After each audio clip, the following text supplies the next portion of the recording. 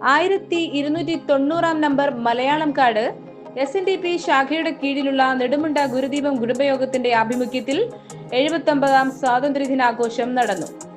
Ex service man Shri Anilkumar KK പതാക ഉയർത്തി.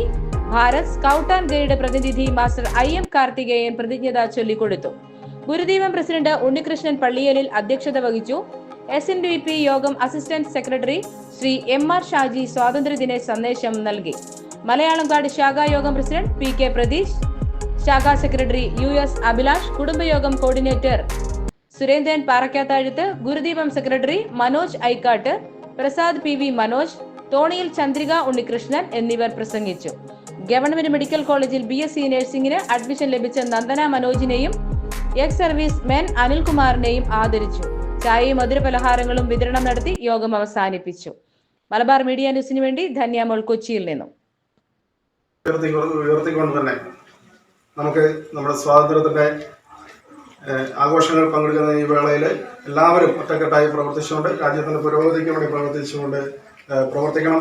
കാർഗിൽ യുദ്ധത്തിൽ പങ്കെടുത്ത ആളുകളടക്കം കഴിഞ്ഞ ദിവസവും നമ്മുടെ ഈ കുടുംബത്തിന്റെ പ്രസിഡന്റ് സെക്രട്ടറി അടക്കമുള്ളവർക്ക് എല്ലാവിധ ആശംസകളും നേരുകയാണ്. എല്ലാവർക്കും സ്വാതന്ത്ര്യദിന ആശംസകൾ.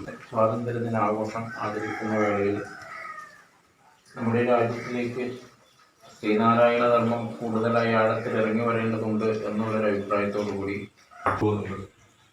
ഇന്ത്യയിലെ ഭൂരിപക്ഷം 80% വരുന്ന ഹിന്ദുക്കളാണ്. അപ്പൊ ഹിന്ദുക്കളാണ് ഈ രാജ്യത്തിന്. കാരണം വേറെ ഒരു തുണിയ ആ സ്ത്രീ കൊടുക്കാനില്ലായിരുന്നു. ഇത് ഗാന്ധിജി അകലെ നിന്ന് ഇത് കണ്ടു. ഗാന്ധിജിയുടെ ഉള്ളിൽ ആദ്യമായിട്ട് പടയുന്ന ഒരു നിമിഷമായിരുന്നു അത്. ഇന്ത്യയിലെ ലക്ഷക്കണക്കിന് ആൾക്കാർക്ക് ഉടുതുണിക്ക് മറുതുണി ഇല്ലാതെ അവർ ജീവിക്കുന്ന ഈ അവസ്ഥ ഗാന്ധിയുടെ ഹൃദയത്തെ പിടിച്ചു കുലുക്കി എന്നുള്ളതാണ് ശരി.